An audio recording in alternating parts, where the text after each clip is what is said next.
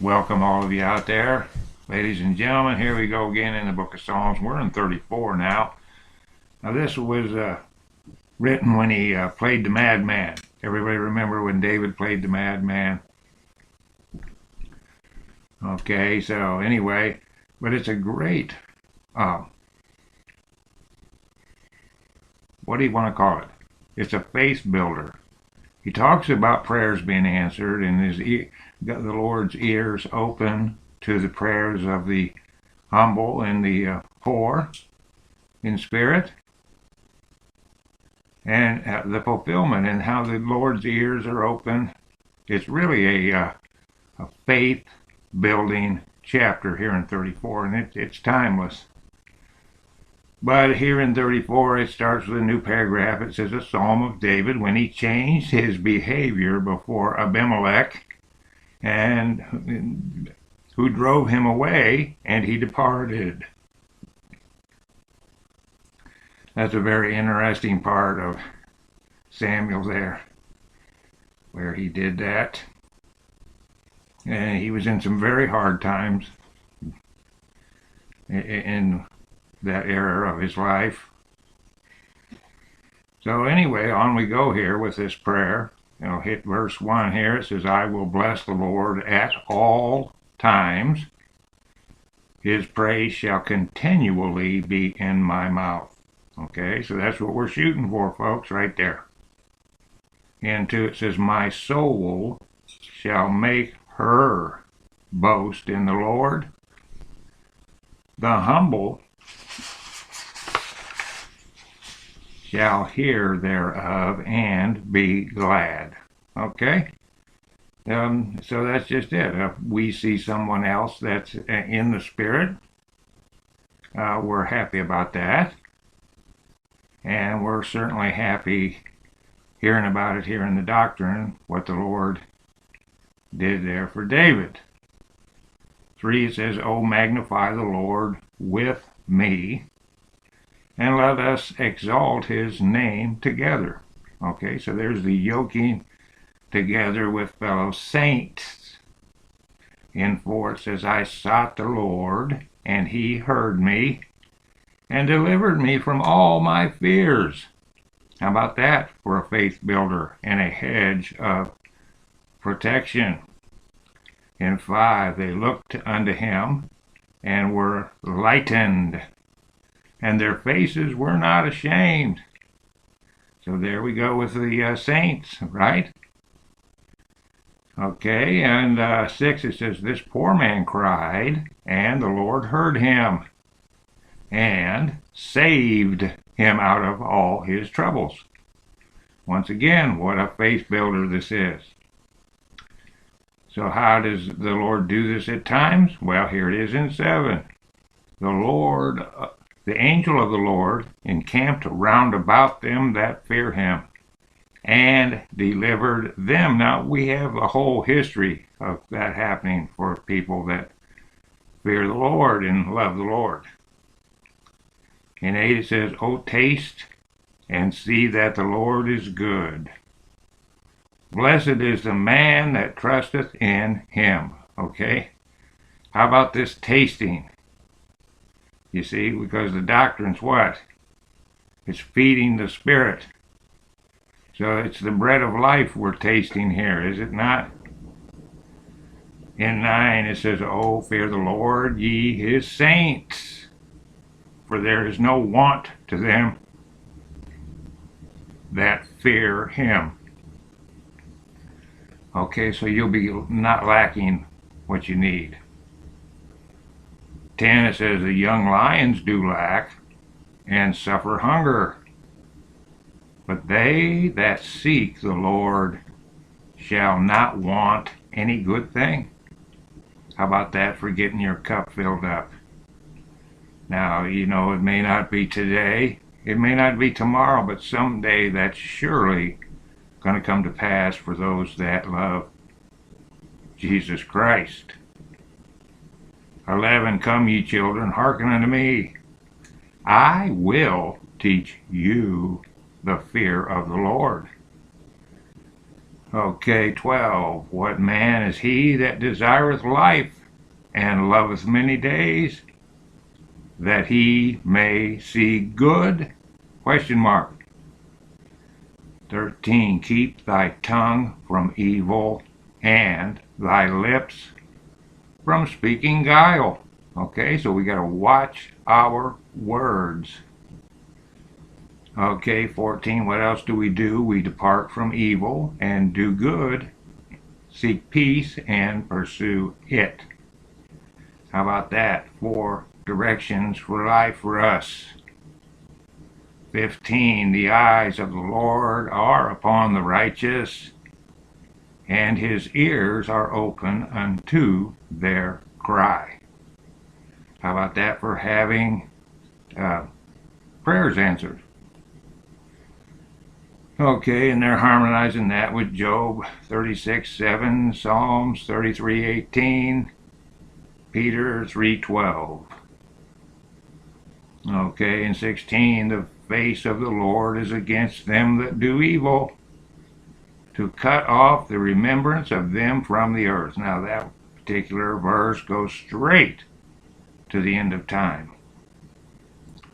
17. The righteous cry, and the Lord heareth, and delivereth them out of all their troubles.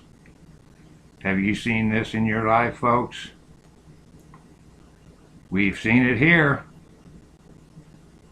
In 18, the Lord is nigh unto them that are of a broken heart, and saveth such as be of a contrite spirit. Okay. All right, so there you are. And when you're in trouble, you what? You lean on the Lord, don't you? Okay. So there's that. 20, he keepeth all his bones, not one of them is broken. Okay, that borders on some prophecy there, does it not? You know what I'm talking about, table lady? The bones not being broken? Yes. Has to do with Christ. 21, evil shall slay the wicked, and they that hate the righteous shall be desolate. Okay, so there's a whole lot of that going on today. 22, the Lord redeemeth the soul of his servants, and none of them that trust in him shall be desolate. So that's quite a faith-building chapter. And notice we had some first coming on the cross there, with his bones not being broken. And we had the destruction of the wicked there, as it jetted into the final destruction of the wicked and them being cut off and not remembered from the earth. That will occur at the second coming. That's verse 16. Okay, and here in 35, we go on. David's praying for his safety and his enemies' confusion. He complaineth of them wrongful dealing. Thereby he inciteth God against them. So he's praying against the wicked of the earth here. And it's a new paragraph mark in a psalm of David. Plead my cause, O Lord, with them that strive with me. Fight against them that fight against me. Take hold of the shield and buckler, and stand up for mine help. And this is what's going to happen for us, folks, at the end of time, on a amplified major scale. The major scale of all time, the Lord will be so angry at the wicked, and they'll be put down. Okay, so we draw out also the spear, and stop the way against them that persecute me. Say unto my soul, I am thy salvation. So there you see how he's leaning on the Lord during the time of persecution. In 4 it says, let them be confounded and put to shame that seek after my soul. Let them be turned back and brought to confusion that devise my hurt. Notice they're devising the hurt of David here. Okay, because they are wicked conspirators in the evil societies, foundations of the earth. They just are. All right, now we get a little of the similitude language, and this goes right to the end times. 5, it says, let them be as chaff before the wind, and let the angel of the Lord chase them. Okay? In 6, let their way be dark and slippery, and let the angel of the Lord persecute them. So he is praying against the wicked evildoers with their conspiracy against the just, and he's praying against them. In 7, the sacred 7, it says, for without cause they have hid for me their net in a pit, which without cause they have digged for my soul. So that is a symbolic pit, a symbolic trap.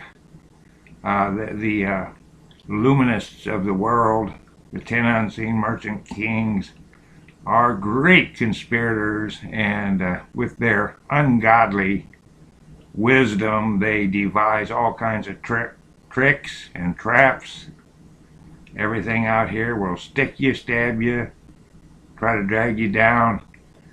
They're getting their angelic help from the fallen angels, and they are known for this attack on the just. In 8, it says, let destruction come upon him at unawares, and let his net that he hath hid catch himself. Into that very destruction let him fall. And if we're talking about the evildoers of the earth that are attacking the saints, this is sure to happen. The snake's gonna bite itself in the tail, the Ouroboros, it's called, and they're going to make war against the whore that they've invented. They've spent thousands of years laying the tracks, okay, for people to die and to try to drag them to hell. And they're going to fall right in their own trap. That's a sure prayer there when it comes to the fall of the wicked. In 9, it says, and my soul shall be joyful in the Lord. It shall rejoice in his salvation. 10, all my bones shall say, Lord, who is like unto thee, which deliverest the poor from him that is too strong for him? Yea, the poor and the needy from him that spoileth him. Question mark. All right, on we go, and that's the sure protection, the hedge of protection, the pavilion of covering for those that love God. Okay, 11, false witnesses did rise up. They laid to my charge things that I knew not. They rewarded me evil for good, to the spoiling of my soul. And they attacked Christ in this manner, and they had their wicked conspirators, their false witnesses going at him. All right, in 13, but as for me, when they were sick, my clothing was sackcloth. I humbled my soul with fasting, and my prayer returned into mine own bosom. Why? He prayed for them, and they didn't even have any help. The Lord didn't help them. They didn't appreciate him. He did them good by praying for them, for praying for those that are afflicting him. Okay, so that's the turn the other cheek type doctrine. 14, I behaved myself as though he had been my friend or brother, I bowed down heavily as one that mourneth for his mother. Okay, and this could be like he did this for Saul, who was trying to murder him continually, and he still grieved over Saul when he passed away there in battle. 15, but in mine adversity they rejoiced and gathered themselves together, yea, the abjects gathered themselves together against me, and I knew it not. They did tear me, and ceased not with hypocritical mockers in feasts. They gnashed upon me with their teeth. Okay, this is our satanic feast here. And many times where they're giving their marching orders, say at the Feast of the Beast, they have their feast, their festival, their play act, where the priest, high priest of Satan tries to teach the initiates, and then there'll be lecture. And people will get their marching orders for their wicked conspiracies over the earth. And that goes on all the time. And there's plenty of hypocritical mockers in there, is there not, folks? 17, Lord, how long wilt thou look on? Question mark. Rescue my soul from their destructions. And my destructions, comma, my darling from the lions. Okay? So he's not even, he's praying for himself and he's praying for others right here. 18, I will give thee thanks in the great congregation. I will praise thee among much people. Period. 19, let not them that are mine enemies wrongfully rejoice over me. Neither let them wink with the eye that hate me without a cause. And notice the wink, okay? That is a trick. In other words, you say one thing and then you wink, that means it's not really true. And many of the idols have the winking, wide mouth, tongue extended symbols, okay? But yet this wink is used in occult ceremony, and it's on the idols too. It means I'm saying one thing and it's not true. And when I wink to you, that means you got it, buddy. I didn't really mean that. They don't know that me and you know. Wink, wink. In 20, it says, for they speak not peace, but they devise deceitful matters against them that are quiet in the land. And boy, oh boy, is that going today. All right, it just is. And they got people to do all these terrible things so that there would be no hedge of protection. They drove people away from the Bible. They drove them into all these occult religions and these disgusting sex practices and the things that God hates. Drove them away from their parents. They don't fear the Lord. So therefore they have no protection. It's interesting to see that right in the plans of the communists. So the first thing you do when you go to take over a country from inside out is to destroy morality. Okay, it's right there in their conspiratorial playbook. Okay, so there's that, and so they have really gotten the public where they have no hedge of protection, nor do they think they need one. It's really quite a work that they've done on the public. In 21, yea, they opened their mouth wide against me and said, aha, aha, our eye hath seen it. So there's lots of symbols there. There's the wide mouth, and I'm telling you, that's right on the statues. It has meaning. And they're opening it against him, and notice the eye. And one of the symbols that these Illuminists these Satanists use is the all-seeing eye. It represents Horus, and Horus is the divine child, you see, and that divine child in their play act is the Antichrist, symbolically, folks. It just is. 22, this thou hast seen, O Lord. Keep not silence. O Lord, be not far from me. See how these are prophecy, praise, and prayer songs. 23, stir up thyself and awake to my judgment, even unto my cause, my God and my Lord. 24, judge me, O Lord my God, according to thy righteousness, and let them not rejoice over me. Let them not say in their hearts, ah, so would we have it. Let them not say, we have swallowed him up. 26, let them be ashamed and brought to confusion together that rejoice at mine hurt. Let them be clothed with shame and dishonor that magnify themselves against me. Okay, so you see how he's praying against the wicked, evil conspirators of the land. And this goes for today. We need to pray against these people.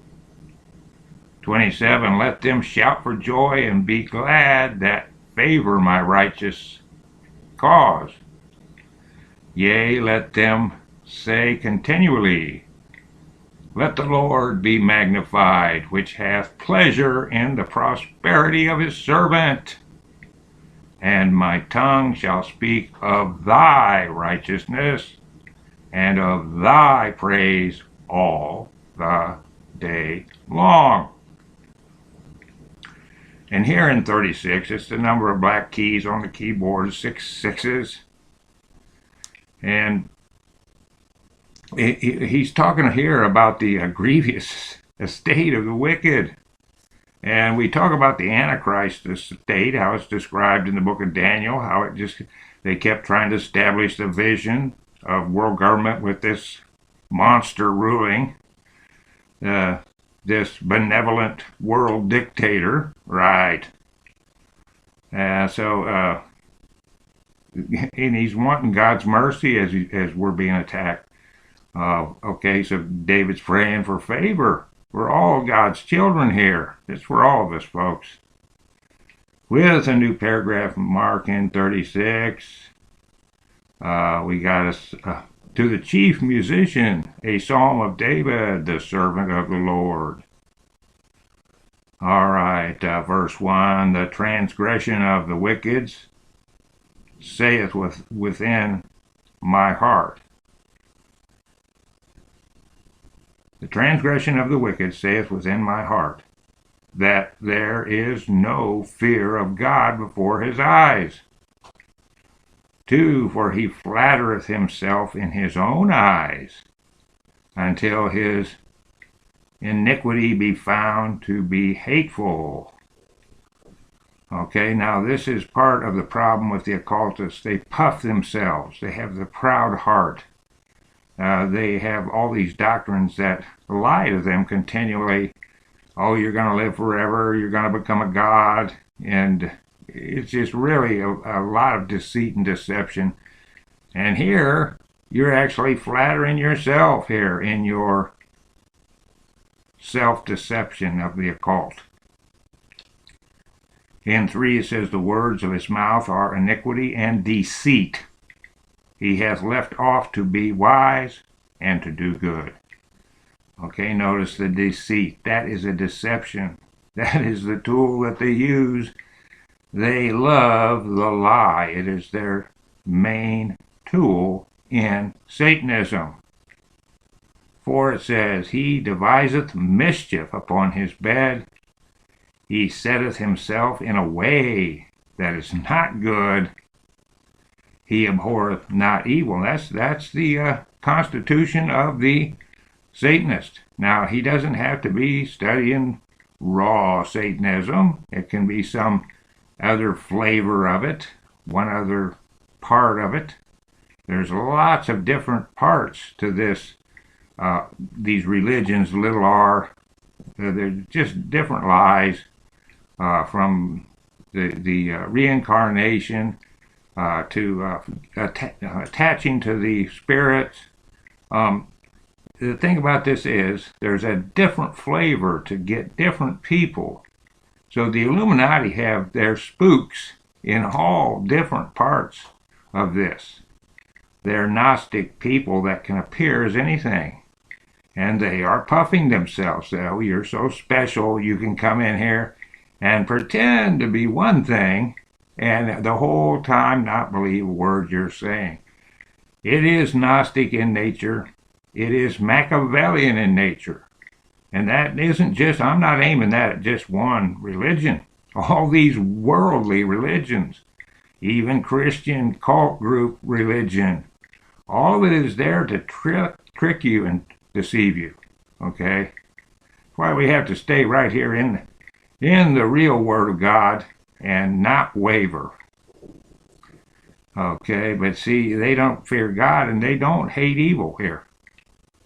In 4 and 5, thy mercy, O Lord, is in the heavens, and thy faithfulness reacheth unto the clouds. Okay, so North Star to Earth, folks, that's where we're headed.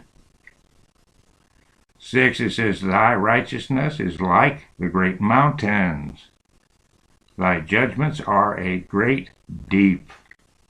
O Lord, thou preservest man and beast. And we need him to do that, don't we, folks? Because the race is on with Satan charging. 7, how excellent is thy loving kindness, O God! Explanation mark. Therefore the children of men put their trust under the shadow of thy wings. And that's what we should be doing, right? That's what we do here at the table. And that's what I know you do out there too, studier. In 8, they shall be abundantly satisfied with the fatness of thy house, and thou shalt make them drink of the river of thy pleasures. How about that for a description of our glorious, glorious, glorious resurrection into the New Jerusalem temple. And 9, for with thee is the fountain of life, and thy light shall we see light. 10, O continue thy loving kindness unto them that know thee, and thy righteousness that know thee, and thy righteousness to the upright in heart. Well, these are just wonderful prayers, are they not, folks? And 11, let not the foot of pride come against me, and let not the hand of the wicked remove me. In 12, we're going on, it says, there are the workers of iniquity fallen. They are cast down and shall not be able to rise. And hey, that's a sure victory for us, isn't it? That's coming. That's coming soon. We got the ram and the he-goat. That's Daniel 8. That's up here to let us know where we're at and how the Antichrist is going to step up with a peace agreement. And then the double sickles. The first sickle is a gathering with the saints into the barn. And then the Battle of Armageddon.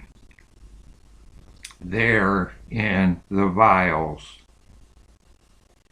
It says here, a Psalm of David in 37, chapter 37, fret not thyself because of evildoers, neither be thou envious against the workers of iniquity. No, we don't want to be like them, do we, folks? 2, it says, for they shall soon be cut down like the grass, and wither as the green herb. How many thousands of times is that in the Bible, folks? 3, trust in the Lord and do good. So shalt thou dwell in the land. and verily thou shalt be fed. And we're beelining for that glory. Yes, we are. We're beelining for old Beulah land, aren't we? In 4 it says, delight thyself also in the Lord, and he shall give thee the desires of thine heart. 5, commit thy way unto the Lord. Trust also in him, and he shall bring it to pass. See, all the glory goes to God Almighty, Father, Son, and Holy Ghost. In 6, and he shall bring forth thy righteousness as the light, and thy judgment as the noonday.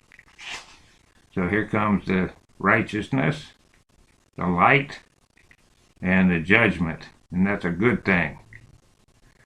In 7, the sacred 7, rest in the Lord and wait patiently for him. Fret not thyself because of him who prospereth in his way, because of the man who bringeth wicked devices to pass. Okay, so we see them doing that today, do we not? We're not ignorant of their devices, are we? No, no, no, no. We must be wise as the serpent, Christ said, and gentle as doves. In 8 it says, cease from anger and forsake wrath. Fret not thyself in any wise to do evil. So we can't let them drag us down into their world. We can't, what do you want to call it, fight fire with fire here? In other words, they can drag you right down into their level of stupidity. We don't want that. So we got to try to avoid that and stay clean. 9 it says, for evildoers shall be cut off, but those that wait upon the Lord, they shall inherit the earth. Now that's prophetic. That's exactly what we're talking about. That is going right to the end times and our victory, the book of Revelation and all that, and the 4 horses and the 21 judgments. That's all good. It's not bad. They got everybody trying to run from that and to avoid that so that they can be worldly. Give me my world back. Well, our world's going down, isn't it? Well, anyway, I'll stay focused here. They shall inherit the earth in 9. It says 10, for yet a little while, and the wicked shall not be. Yea, thou shalt diligently consider his place, and it shall not be. Now this is a guarantee. But the meek shall inherit the earth, and shall delight themselves in the abundance of peace. And they're sending us to Matthew 5:5. That's the translators. Okay, notice this conspiracy here again of the wicked in 12. The wicked plotteth against the just, and gnasheth upon him with his teeth. Now, folks, that's satanic. Nothing about that is not satanic. And they have, like I said, they have their ritual, their play act. They get their philosophy from the high priest, and they feast, and then they get their marching orders. And it's a great place to find out who's who and who they can elevate and use and who they can freeze that will never go up in degrees. How about that? All done on the timetable of Satan with their timetable that is there with the astrology and the alignments, and it's done with the worship of the sun and the moon and the stars in the grove and the sacrifice. All right, 13, the Lord shall laugh at him, for he seeth that his day is coming. And that's for sure. The wicked have but a short time, and it's going to be gone. Bye-bye. In 14, the wicked have drawn out the sword, and have bent their bow, to cast down the poor and needy, and to slay such as be of upright conversation. Okay, now we're getting this today. with the Darwinian theory philosophy, the poor need to go. Now, Christ said he loves the poor, and he loves the poor in heart. But not the Satanists. No, no, no, no, no. They're stupid. They're taking up our world. We got to kill the poor. And then the rest of us can evolve, see? Yeah, right. Anyway, that's the philosophy of the witchcraft Satanists. All right, so 15, their sword shall enter into their own heart, and their bows shall be broken. Yep, that's where you're headed. 16, a little that a righteous man hath is better than the riches of many wicked. How many times is that in the Bible? It just repeats itself. There's no reason not to understand every word in the Bible, folks. You know how easy this is? Are we making it easy for you out there? Well, I hope we are. We're trying. 17, for the arms of the wicked shall be broken, but the Lord upholdeth the righteous. How about that guarantee? 18, the Lord knoweth the days of the upright, and their inheritance shall be forever. How about that promise? 19, they shall not be ashamed in the evil time, and in the days of famine they shall be satisfied. And that's one for today, as they continue to assault our food and water. So we're going to need to lean on the Lord, aren't we? 20, it says, but the wicked shall perish, and the enemies of the Lord shall be as the fat of lambs. They shall consume into smoke, shall they consume away. So that's where they're headed. 21, the wicked borroweth and payeth not again, but the righteous sheweth mercy and giveth. Hey, that's all through the Bible. Solomon repeated that, didn't he? It's in the Wisdom of Sirach, too. Anyway, on we go. It says 22, for such as be blessed of him shall inherit the earth. They that be cursed of him shall be cut off.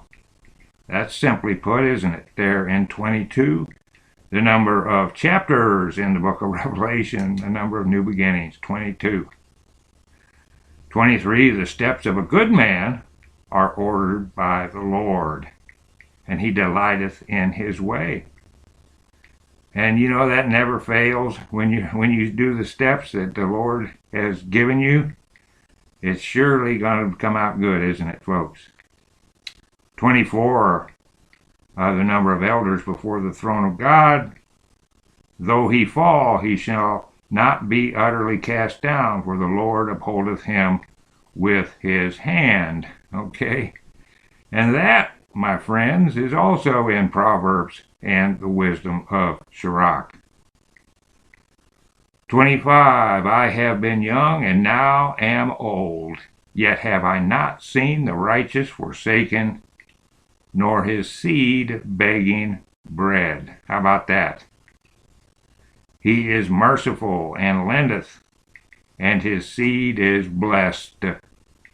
So you got your children, your physical children, and you have your especially the spiritual seed that you've planted and someone else has watered, and we want to watch it grow. Okay, so here we got not just the spiritual though. We have the carnal blessing here, this begging of bread and all that. So put our faith in the Lord, and He will take care of us. 27, depart from evil and do good, and dwell forevermore. Hey, that's simply put, isn't it?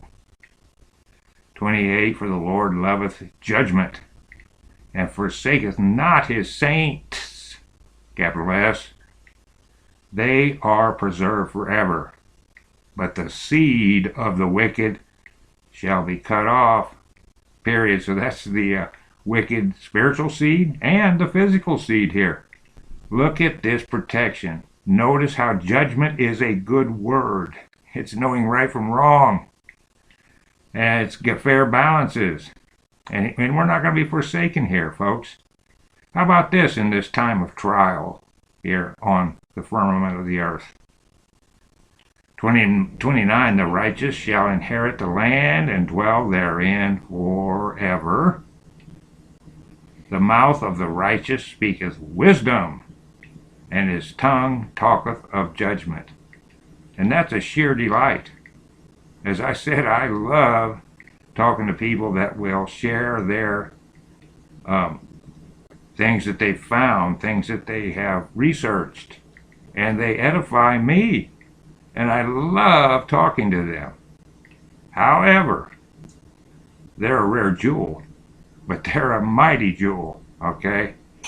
But I really have a terrible time being around the ungodly and listening to their talk and their jesting and joking and their stupidity, and I cannot yoke with them for long. I have to get out and get away from them. I just can't stand their talk. But I surely love you out there, studier, whoever you are. And I love when you guys give me edification. You hand it to me on a platter. I just love you for that. Now we're back to the doctrine in 31. It says, the law, capital L, of his God is in his heart. None of his steps shall slide. Okay, there we have our steps being guided by the Lord. Okay, but here, who do we have watching here? But the wicked and their conspiracies. 32, the wicked watcheth the righteous and seeketh to slay him. How about that? And that's over and over and over. How many times did they try to kill the saints? I mean, it's just running through my mind. 33, the Lord will not leave him in his hand, nor condemn him when he is judged. That's for the good guys and gals. In 34, wait on the Lord and keep his way, and he shall exalt thee to inherit the land. When the wicked are cut off, thou shalt see it. Yeah, and this is described so many times in the Bible and in the book of Enoch. It sure is. 35, I have seen the wicked in great power, and spreading himself like a green bay tree. 36, yet he passeth away, and lo, he was not. Yea, I sought him, but he could not be found. There go the 10 unseen merchant kings of the earth, one of them being the Antichrist. The plug is going to go, the door is going to be opened, down the porthole to hell into the great abyss. Bye-bye. 37, mark the perfect man, and behold the upright. For the end of that man is peace. So there we are, ladies and gentlemen. 38, but the transgressors shall be destroyed together. The end of the wicked shall be cut off. Now, all this is going right to the end of time, folks. This is what I say. It's prophecy, praise, and prayer, all in a great song. 39, but the salvation of the righteous is of the Lord. He is their strength in the time of trouble. Remember that, folks. We got the trials coming up. We got to be leaning here. I'm so happy that you're all studying here with us. So keep it up here in the last verse of the day here, 40. And the Lord shall help them and deliver them. He shall deliver them from the wicked and save them because they trust in him. Folks, that's for us today. That just jumped off these pages and smacked me upside the head as they're pulling all their tricks and traps and lies and poisonings and attacking children and ungodly education, blaspheming God, teaching people to do so, telling people the wicked things of their heart and teaching them to do so. Stay strong out there, everybody, and keep studying. And I thank you for tuning into this podcast. Thank you from my bottom of my heart. From the King James Bible Prophecy Church and Table, this is Harriet and Tom. Catch you on the rebound, folks. Bye-bye.